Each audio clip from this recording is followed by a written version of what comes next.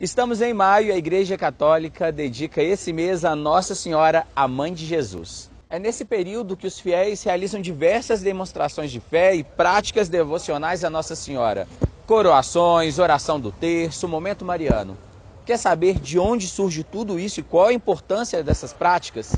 Então venha comigo em mais uma boa conversa.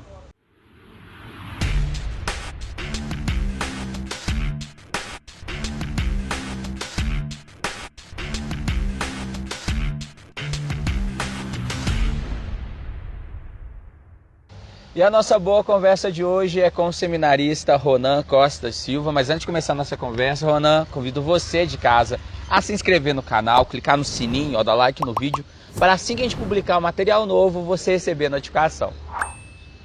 Ronan, estamos no mês de maio, no meio do mês, e vemos várias manifestações devocionais à Nossa Senhora, seja por crianças, adolescentes, jovens, adultos. E aí eu te pergunto, como a fé ela é trabalhada, ela se envolve nessas práticas devocionais? Bom dia, Lucas. Minha saudação a todos vocês que nos acompanham por meio deste vídeo, dessa entrevista. Bem, a religiosidade mariana é muito marcante na espiritualidade do nosso povo, especialmente do nosso povo aqui em Minas Gerais. O nosso povo mineiro foi catequizado principalmente pela religiosidade popular. Desde os tempos do Brasil colônia, devido à baixa existência de clérigos nas nossas comunidades, nas nossas paróquias, nas nossas igrejas locais, os leigos foram assumindo o trabalho de evangelização. E daí surgiram as irmandades, os ermitães, que perduram, por exemplo, aqui na nossa região de São João del Rei, até os dias de hoje. Então, dentro dessa religiosidade do povo, a espiritualidade mariana ganhou um destaque todo especial, e dentro dessa espiritualidade, diversas práticas devocionais, como os terços, a oração do terço, a oração do rosário, as novenas, as ladainhas, as coroações, ganharam ali grande destaque para que o povo conseguisse manter a sua fé viva diante da simplicidade, diante de tudo aquilo que era possível ser feito ali no contexto do padroado no qual essas pessoas estavam inseridas. E acaba que alguns títulos marianos ficam mais populares, assim dizendo. Nossa Senhora Aparecida, por exemplo, Nossa Senhora de Fátima. Isso tem algum significado também pela identificação do povo? Com certeza, o povo, a religiosidade que o povo desenvolveu, e que o magistério da igreja vem cada vez mais valorizando e também ali buscando a sua purificação plena, está inteiramente ligado com a vida das pessoas, A religiosidade mariana, a religiosidade popular, é uma religiosidade profundamente ligada com a vida prática das pessoas, com o contexto histórico no qual ela está situada. Então, Maria está profundamente ali inserida dentro da vida que essas pessoas levam, Então, daí diante das dificuldades que as pessoas encontram no seu dia a dia, diante ali das vicissitudes, que elas sofrem, as pessoas buscam títulos marianos que justamente ali se relacionam melhor, com as dificuldades que elas enfrentam no seu caminhar sobre essa terra. E até mesmo relacionado à prática oracional. O terço, por exemplo, ele acaba sendo mais acessível do que a própria palavra de Deus, porque a pessoa não precisa saber ler para ali fazer a meditação, Com certeza, O terço, o rosário, surgiu, na história da igreja, justamente ali num contexto em que as pessoas não conseguiam meditar os salmos, Não tinham conhecimento do latim, e a partir disso, em substituição à meditação dos salmos, foram sendo substituídos pelas ave-marias, pelos terços, sempre ali intercalando também com os mistérios da nossa fé, através da meditação do Santo Evangelho ali a cada mistério. Então nós vemos que a religiosidade popular, ela é mais simples, ela toca ali na experiência do povo e ela não está tão ligada justamente ao catolicismo oficial, mas ela busca dar sentido a tudo aquilo que a igreja prega através da vivência junto a essa religiosidade ali na vida dessas pessoas. E é muito comum nesse mês de maio as homenagens à Nossa Senhora, e uma delas mais comum é a coroação, né? Você está trabalhando lá na paróquia de Prados, lá tem esse costume, essa vivência junto da comunidade, né? Não só lá, todos os lugares, um grupinho de criança, roupinhas de anjo, todo mundo fazendo essa homenagem. E como que essa homenagem pode envolver e até mesmo catequizar crianças e adultos? As pessoas, elas entenderam que era necessário ali criar momentos todos especiais para elas externarem essa devoção que elas possuíam, né?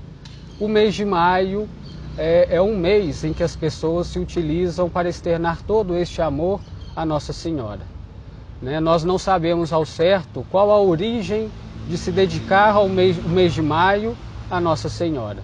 Alguns estudiosos que relacionam essa dedicação do mês de maio à Nossa Senhora, por exemplo, à cristianização de devoções pagãs, né? Desde a Grécia Antiga, desde a Roma Antiga, né? Colocando ali as deusas, né? Da fertilidade, da vegetação, associando esses costumes à Nossa Senhora, né? De certa forma cristianizando aquilo que já existia, né? Alguns estudiosos também destacam que houve durante a Idade Média a dedicação de exercícios espirituais ao longo de todo um mês à Nossa Senhora. Então, a partir disso, buscou-se desenvolver no mês de maio um tempo todo especial a Maria Santíssima, né?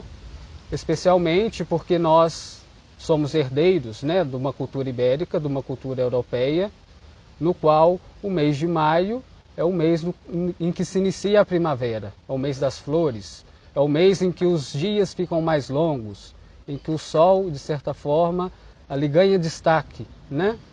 Então, tudo isso, todos esses elementos da natureza são associados à Nossa Senhora e são ali elementos que são colocados para fortalecer essa devoção mariana. E dentro dessa devoção, busca-se justamente ali se imitar aquilo que as pessoas creem, né, que seja o céu, né? Então as crianças, símbolos de toda a pureza humana, né, se vestem de anjos e coroam Nossa Senhora, que é tida como a mãe de toda a humanidade, a rainha da terra e a rainha do céu. Então são práticas devocionais, todas especiais, né, que nós vemos neste período e que nós devemos sim incentivar, né, porque muitas vezes ali junto às crianças, por exemplo, é a primeira oportunidade que elas têm de ter uma participação ativa ali na comunidade.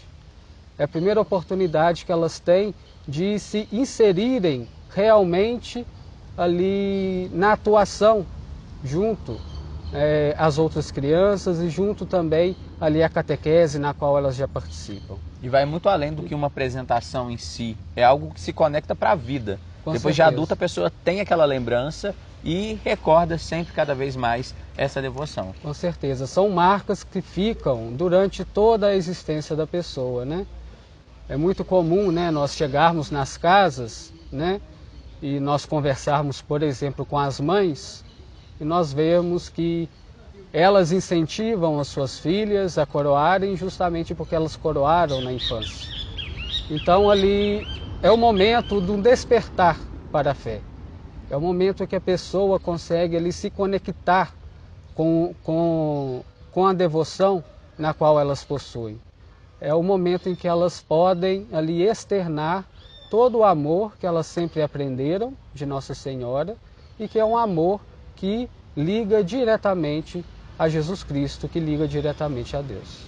E falando em casas, também é comum você chegar em casa de qualquer católico e deparar com algum altar, algum oratório com a imagem de Nossa Senhora, normalmente uma vela acesa, uma flor, principalmente nesse período de maio.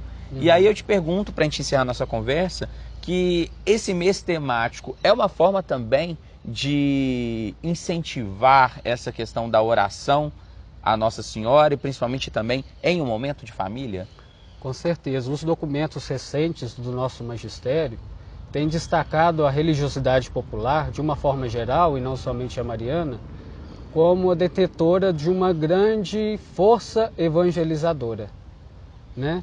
Então nós vimos aí, por exemplo, no tempo da pandemia, em que nós estávamos impedidos de nos reunirmos nas nossas igrejas, do quanto foi necessário nós transformarmos os nossos lares em pequenas igrejas, em igrejas domésticas, né? E a prática do nosso povo de, por exemplo, de dedicar o mês de maio a Nossa Senhora, já foi um grande auxílio nesse sentido, né? Nós tantas vezes já nos reunirmos nas nossas casas, na nossa vizinhança, por exemplo, na época do Natal, para as celebrações das novenas de Natal, e em outros momentos, diversos outros momentos, nas festas das comunidades, né? Então, nós fazermos do mês de maio momentos em que nós colocamos em prática e exteriorizamos toda essa nossa devoção, é o momento justamente de nós marcarmos, né, este tempo tão importante e que nos leva ali a uma proximidade cada vez maior com Deus, né? Maria, como destaca lá nas bodas de Caná, sempre nos orienta a fazermos tudo o que seu filho nos disser, né? Maria nos aponta ao Cristo. Então, as devoções, elas são importantes para todos nós, né? Elas fazem parte da nossa vivência, da nossa experiência de fé. A igreja tem buscado cada vez mais fortalecer essa nossa vivência de fé e ela sempre busca nos ajudar no sentido de purificarmos, para que nós não caiamos também nos extremismos, né? De colocarmos, por exemplo, Maria acima de Jesus Cristo, né? Maria é um referencial que nós temos, um referencial da vida cheia de virtudes que nós devemos espelhar a nossa própria vida, um exemplo que nós devemos seguir. Então Maria nos aponta este caminho, essa vivência da vida plena, a vivência cristã plena, e sempre nos orienta a nos aproximarmos cada vez mais de Jesus Cristo. Então, por isso que nós podemos usar este mês para nos fortalecer cada vez mais a nossa fé e a cada vez mais nos aproximarmos de Deus. E é um convite, então, você aí de casa, que ainda não se envolveu com esse mês temático, ainda tem tempo, ainda juntar a família, fazer sua oração do terço, que é o pedido de Nossa Senhora, e homenagear, sim, a Mãe de Jesus. Né, Ronan? Com certeza, né? Ronan, muito obrigado por partilhar conosco essas culturas e também essas práticas devocionais da nossa igreja. Muito obrigado. E muito obrigado você de casa também por conversar com a gente. Semana que vem, mais um encontro marcado. Um grande abraço.